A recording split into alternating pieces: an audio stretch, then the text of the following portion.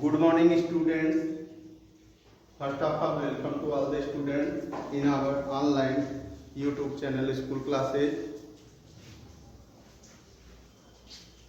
In the last class, we have already discussed the chemical properties of alkali metals, that is 2 points.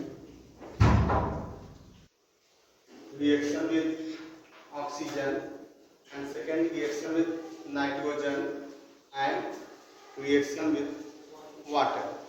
Okay, reaction with oxygen, you know that when alkali metals react with oxygen of air to form different types of oxide, that is sodium oxide, sodium peroxide, and KO2, potassium superoxide. Different types of oxide are there.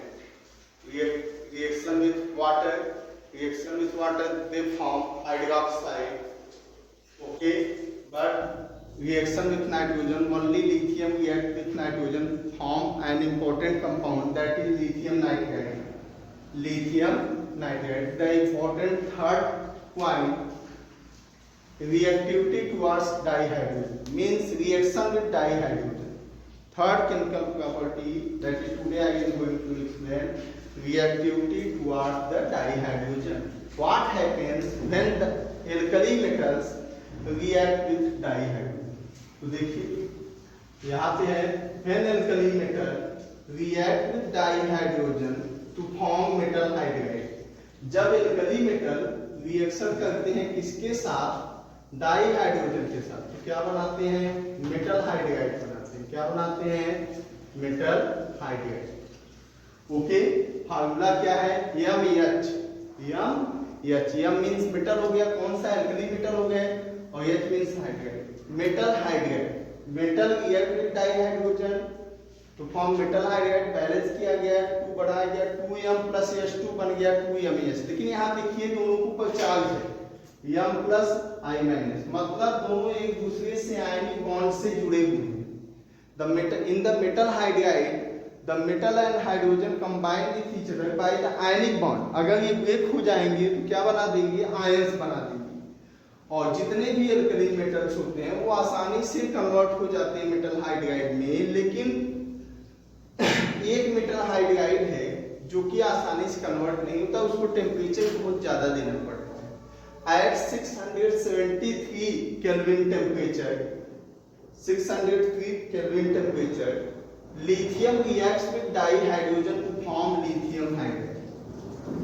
673 Kelvin temperature पे जब lithium को reaction कराया जाता है dihydrogen के साथ, pass out किया जाता है, तो लिथियम हाइड्राइड बनता है। और इसका जो नेचर है आयनिक भी है और कोवैलेंट भी है, अभी आपको बताएंगे। ओके, एक इंपॉर्टेंट पॉइंट मैंने लिखा है, all the alkali metals hydrides are ionic solid. जितने भी एल्कली मेटल के हाइड्राइड्स होते हैं वो सभी क्या होते हैं बेटा? All the alkali metal hydrides are ionic solid. सभी के सभी एल्कली मेटल के हाइड्राइड क्या होते हैं? आयनिक सॉलिड होते हैं विथ हाई मेल्टिंग पॉइंट। इनका मेल्टिंग पॉइंट भी ज्यादा होता है। क्या रीजन है? What is the reason? All the alkali metal hydrides are ionic solid with high melting point. तो इसका आंसर ये होगा, all the alkali metals hydrides are ionic solid with high melting point due to their largest size. किसकी वजह होता है? Due to their largest size. उनकी size क्या होती है? सबसे ज्यादा होती है, largest size and low ionization enthalpy. largest size की वजह से और आयनाइजेशन एंथैल्पी के बहुत कम होने की वजह से, लो आयनाइजेशन एंथैल्पी की वजह से क्या होते हैं? जितने भी मेटल के हाइड्राइड होते हैं एल्कली मेटल के, सभी आयनिक सॉलिड होते हैं। ओके, क्लियर हो गया? Means what will you obtain by this reaction? By this reaction we obtain metal hydrides which are ionic solid except lithium hydride which is a covalent solid. All the alkali metals metal hydrides are ionic solid with high melting point because of their largest size and low ionization enthalpy. Largest size के साथ साथ ionization enthalpy कम होने से। और दूसरा, lithium क्यों covalent hydride बनाता है? बिकॉज लिथियम इज द, क्या होगा, लीस्ट एटॉमिक साइज, लिथियम का एटॉमिक साइज सबसे कम होगा। एल्कली मेटल की बात की जाए तो lithium, sodium, potassium, rubidium, caesium, francium, और लिथियम के एटॉमिक साइज कम होने से जब वो रिएक्शन करेगा तो जो अब एटॉमिक साइज तो कम होगा लेकिन आयनाइजेशन एंथैल्पी क्या होगा, हाई होगा। अगर यहाँ पे बोला जाए कि least atomic size, least atomic size and high ionization and high ionization enthalpy, ionization enthalpy के ज्यादा होने से और एटॉमिक साइज के कम होने से यहाँ पे क्या होता है बेटा, ये जो आपका है आयनाइजेशन एंथैल्पी के क्या होने से, कम होने से, ज्यादा होने से और एटॉमिक साइज के कम होने से लिथियम फॉर्म करता है कोवैलेंट। ओके, अब हम चलेंगे सेकेंड टॉपिक, मींस आज का सेकेंड है लेकिन केमिकल प्रॉपर्टीज का कौन सा है, फोर्थ टॉपिक। फर्स्ट हमने पढ़ा था reaction with air, reactivity toward the air means oxygen. Second पढ़ा reactivity toward the water. Third हमने पढ़ा रिएक्टिविटी टुवर्ड द डाइहाइड्रोजन। और फोर्थ आज का हम पढ़ेंगे क्या, reactivity toward the hydrogen. Hydrogen के लिए क्या रिएक्टिविटी होती है, हाइड्रोजन के साथ ये कैसे रिएक्शन करती है। तो देखिए all the alkali metals, all the alkali metals को हमने किससे रिप्रेजेंट किया, एम से। एम मींस मेटल्स हो गया। All the alkali metals combine with hydrogen, hydrogen के साथ जब कंबाइन करते हैं क्या बनाते हैं, मेटल हैलाइड्स। क्या बनाते हैं बेटा, metal halides. All the alkali metals combine with hydrogen to form metal halides and these metal halides also ionic solid. ये जो मेटल हैलाइड होते हैं ये भी क्या होते हैं, आयनिक सॉलिड होते हैं। क्या होते हैं, आयनिक सॉलिड होते हैं। लेकिन लिथियम एक ऐसा हैलाइड है, when lithium react with hydrogen to form lithium halide. Lithium एक ऐसा हैलाइड है जो कि क्या बनाता है, आपका कोवैलेंट बनाता है। फिर से वही बात आ गई, तो ये कोवैलेंट क्यों बनाता है, why lithium form covalent halide when react with hydrogen, because it had lowest atomic size and highest ionization enthalpy। क्योंकि इसकी एटॉमिक साइज क्या होती है, सबसे कम होती है ग्रुप में, और आयनाइजेशन एंथैल्पी ज्यादा होती है, जिसकी वजह से क्या बनाता है, कोवैलेंट सॉलिड बनाता है। अब लिथियम की जगह पे अगर हैलाइड की जगह पे यहाँ Br लगा दें, लिथियम ब्रोमाइड, लिथियम आयोडाइड है नहीं, लिथियम फ्लोराइड, तो ये सभी के सभी क्या बनाएंगे बेटा, कोवैलेंट कंपाउंड बनाएंगे और ज्यादा से ज्यादा इसी फॉर्म में पाए जाएंगे। लेकिन बाकी जितने भी हैं लिथियम को छोड़ के सभी के सभी क्या बनाते हैं, आयनिक कंपाउंड बनाते हैं, आयनिक सॉलिड बनाते हैं। Okay, yes, the fifth chemical property of the element that is reducing nature, reducing nature. What is reducing nature?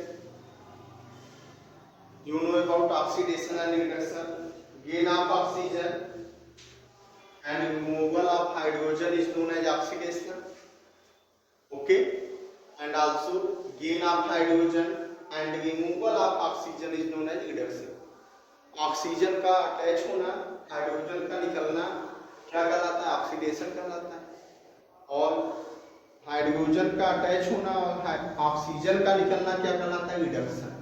तो यहाँ पे वही हम रिड्यूसिंग नेचर रिडक्शन की बात करेंगे। रिड्यूसिंग नेचर की, the alkali metals are strong reducing agent. जितने भी एल्कली मेटल्स होते हैं, इंपॉर्टेंट पॉइंट है, जितने भी एल्कली मेटल्स होते हैं रिड्यूसिंग एजेंट होते हैं, इसीलिए इनका यूज रिडक्शन में किया जाता है। Okay, the alkali metals are strong reducing agent, lithium being the most and sodium being the least powerful reducing agent। सबसे ज्यादा reducing agent कौन है, लिथियम। क्यों, due to the smallest size and high ionization enthalpy. मैं बार बार बोल रहा हूँ, lithium being the most and sodium being the least reducing agent lithium is the most because lithium have lowest atomic size and highest ionic size. Here sodium, second element, being the least powerful reducing agent. अब ये कैसे हम show करते हैं कि ये most है ये लिस्ट है? तो जो रिड्यूसिंग नेचर है वो किस पे डिपेंड करता है?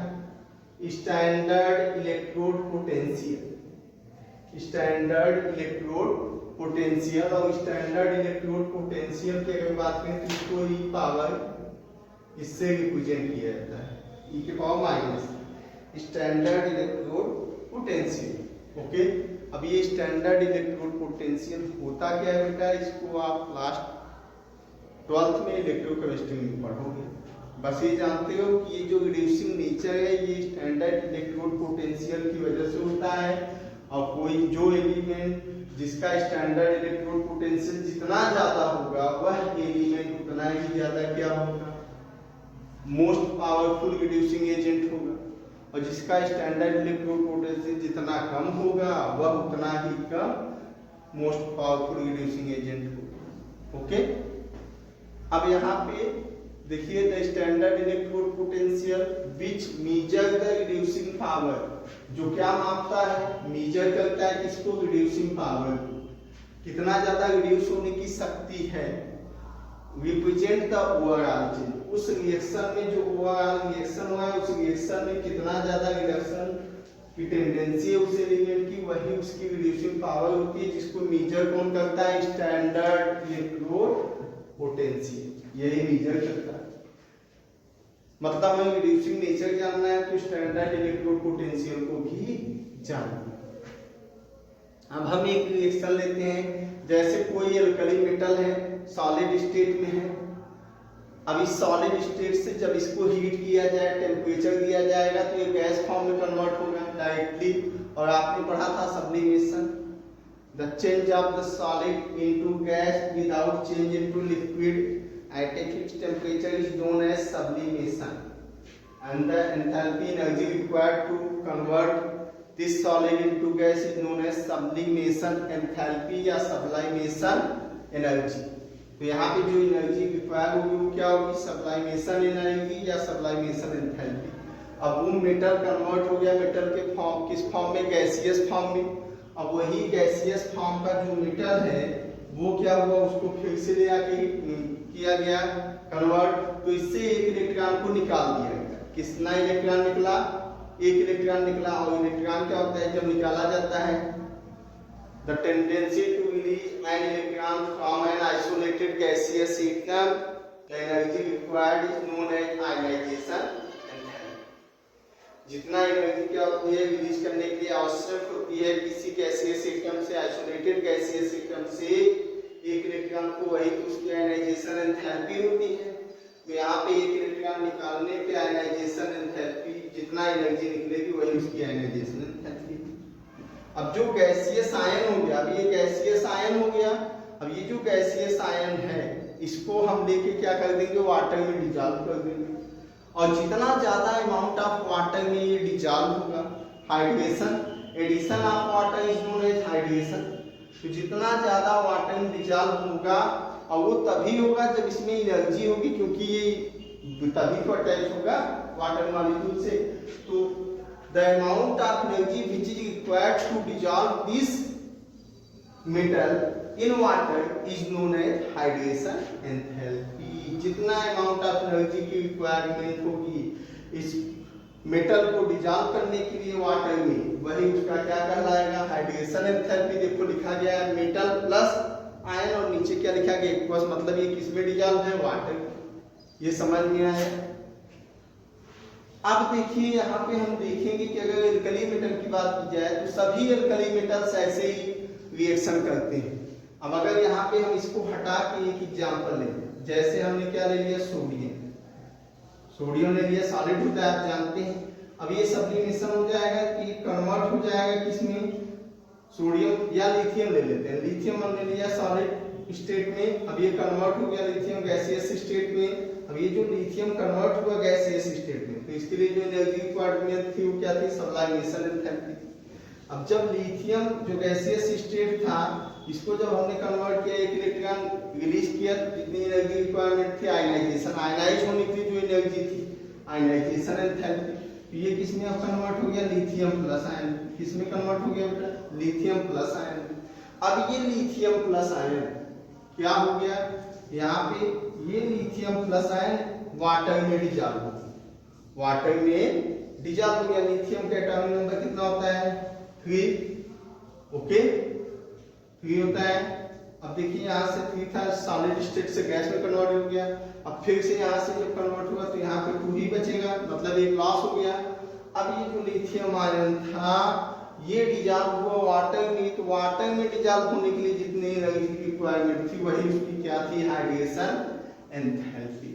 मतलब एक चीज साफ है कि जिसकी एटॉमिक साइज जितनी छोटी होगी, जितनी कम होगी, उसकी हाइड्रेशन एंथैल्पी उतनी क्या होगी बेटा, ज्यादा होगी। जिसकी एटॉमिक साइज जितनी ज्यादा होगी उसकी हाइड्रेशन एंथैल्पी क्या होगी बेटा, उतनी कम होगी। मतलब एटॉमिक साइज और हाइड्रेशन एंथैल्पी क्या होती है, इनवर्सली प्रोपोर्शनल होती है। अगर एटॉमिक साइज बढ़ेगी तो हाइड्रेशन एंथैल्पी घटेगी, और एटॉमिक साइज अगर घटेगी तो हाइड्रेशन एंथैल्पी क्या होगी, बढ़ेगी। तो देखो लिथियम का सबसे कम होता है एटॉमिक साइज, स्मॉल साइज होता है। साइज के कम होने से क्या हुआ, हाईएस्ट हाइड्रेशन एंथैल्पी हुई। और जिसकी हाइड्रेशन एंथैल्पी जब बढ़ेगी तो इसका मतलब है इसका स्टैंडर्ड इलेक्ट्रोड पोटेंशियल, ये अभी बताया था, स्टैंडर्ड इलेक्ट्रोड पोटेंशियल की वैल्यू उतनी क्या होगी, ज्यादा होगी। स्टैंडर्ड इलेक्ट्रोड पोटेंशियल की वैल्यू क्या होगी बेटा, हाई। हाई मींस ज्यादा हो गया, ये हाई है। स्टैंडर्ड इलेक्ट्रोड पोटेंशियल की वैल्यू क्या होगी, ज्यादा होगी। और जब स्टैंडर्ड इलेक्ट्रोड पोटेंशियल की वैल्यू ज्यादा होगी तो सीधी सी बात है कि उसकी रिड्यूसिंग पावर भी क्या है, ज्यादा है। इसीलिए लिख दिया हूं पहले ही कि lithium being the most and sodium being the least powerful reducing agent. सबसे ज्यादा लिथियम होगा, सबसे कम कौन सा होगा, सोडियम होगा। समझ में आया। फिर से लिथियम की एटॉमिक साइज सबसे कम, तो जिसकी एटॉमिक साइज सबसे कम उसकी हाइड्रेशन एंथैल्पी सबसे ज्यादा। और जब हाइड्रेशन एंथैल्पी सबसे ज्यादा होगी तो हाई उसका क्या होगा, स्टैंडर्ड इलेक्ट्रोड पोटेंशियल। और किसी भी एलिमेंट का रिड्यूसिंग पावर कौन मेजर करता है, स्टैंडर्ड इलेक्ट्रोड पोटेंशियल। अब जब स्टैंडर्ड इलेक्ट्रोड पोटेंशियल की वैल्यू ज्यादा आएगी तो मतलब उस एलिमेंट का रिड्यूसिंग नेचर उतना ही ज्यादा। Okay, yes, the last chemical property solution in liquid ammonia means reaction अब किसके साथ कराना है बेटा, लिक्विड अमोनिया के साथ रिएक्शन कराना है। किसका, alkali metals. The alkali metals dissolve in liquid ammonia gives deep blue solution. ये देखिए इंपॉर्टेंट है। जब एल्कली मेटल को हम अमोनिया के लिक्विड सॉल्यूशन में क्या करते हैं, डिजॉल्व करते हैं, तो जो सॉल्यूशन ऑब्टेन्ड होता है उसका कलर कैसा होता है, डीप ब्लू सॉल्यूशन। ऑब्टेन्ड होता है पूरा सॉल्यूशन ब्लू कलर का। Which are conducting in nature, जो कि कंडक्टिंग इन नेचर होता है, मतलब जो कि आसानी से इलेक्ट्रॉन का फ्लो कर सकता है। दो substance by which electron can flow easily, conductors. तो ये जो सॉल्यूशन बना है ब्लू कलर का अमोनिया के साथ, जब डिजॉल्व किया गया अमोनिया को किसके साथ, एल्कली मेटल के साथ, और ये डीप ब्लू जो सॉल्यूशन बना ये कंडक्टिंग नेचर है, मतलब इसमें इलेक्ट्रॉन का फ्लो हो सकता है। मतलब इलेक्ट्रॉन फ्लो होने का मतलब कि इलेक्ट्रॉन इसमें फ्री भी होंगे तभी तो फ्लो होंगे। तो देखिए यहाँ रिएक्शन लिखा गया है, मेटल, कोई भी मेटल, एल्कली मेटल, जब मेटल रिएक्शन करेगा अमोनिया के साथ तो इसका देखिए अमाउंट लिखा गया है X+Y, नंबर लिखा गया है, ठीक। तो यहाँ पे जो बनेगा ये बनेगा क्या, MnH3 ब्रैकेट क्लोज X, इतना कॉम्प्लेक्स आयन बनेगा एक, इतना एक आपका कॉम्प्लेक्स आयन बनेगा। अब दूसरा क्या बनेगा, plus ENH3Y minus ENH3Y minus बनेगा, ये एक कॉम्प्लेक्स आयन बनेगा। हो गया। अब आप देखेंगे कि ये जो सॉल्यूशन बना इसका कलर ब्लू होगा लैब में, और ये ब्लू कलर क्यों होगा? तो देखिए लिखा गया है ब्लू कलर इसलिए होगा क्योंकि यहाँ पे अमोनिया का जो इलेक्ट्रॉन होता है वो फ्री इलेक्ट्रॉन होता है, और वो एब्जॉर्ब करता है किसको? लाइट को, एनर्जी को एब्जॉर्ब करता है। कहाँ से? विजुअल रीजन से। और विजुअल रीजन में डिफरेंट टाइप्स ऑफ लाइट है ही, तो विजुअल रीजन से एब्जॉर्ब करता है, और जिसकी वजह से उस सॉल्यूशन का कलर क्या हो जाता है? ब्लू हो जाता है। The blue color of the solution is due to the ammoniated electron। जो ब्लू कलर है सॉल्यूशन का, नीला रंग आया है वो किसकी वजह से आया? नीला ब्लू कलर किसकी वजह से आया? अमोनिया की वजह से, अमोनिया की इलेक्ट्रॉन की वजह से आया बेटा। अभी इस अमोनिया की इलेक्ट्रॉन की वजह से जो ब्लू कलर आया है उसने क्या किया?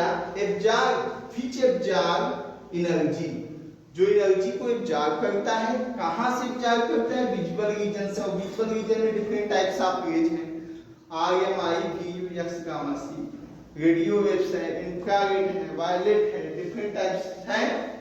ओके, एब्जॉर्ब करता है visual region of the light को, and thus imparts blue colour of the solution. और इस तरीके से उस सॉल्यूशन का कलर कैसे कन्वर्ट हो जाता है? ब्लू। क्लियर हो गया? What is the reason? When alkali metal dissolved in liquid ammonia, the solution obtained that is blue in color and conducting in nature. The blue color of the solution is due to the ammoniated free electron which absorb energy in the visible region of light and imparts blue color of the solution due to the ammoniated free electrons. The solution is used as conductor nature. Okay? अब जब electron इसमें free होंगे तो इस solution का nature कैसा होगा? Paramagnetic. मतलब इलेक्ट्रॉन फ्री है तो पैरामैग्नेटिक होगा सॉल्यूशन के नेचर। जिसमें अनपेयर्ड इलेक्ट्रॉन होंगे वो पैरामैग्नेटिक होता है, एलिमेंट आपको बताया गया है। तो अमोनिया के पास पैरामैग्नेटिक फ्री इलेक्ट्रॉन है, तो मतलब ये पैरामैग्नेटिक नेचर शो करेगा। पूरा कंडक्टर है, कंडक्टर है फ्री इलेक्ट्रॉन से, मतलब ये पैरामैग्नेटिक होगा।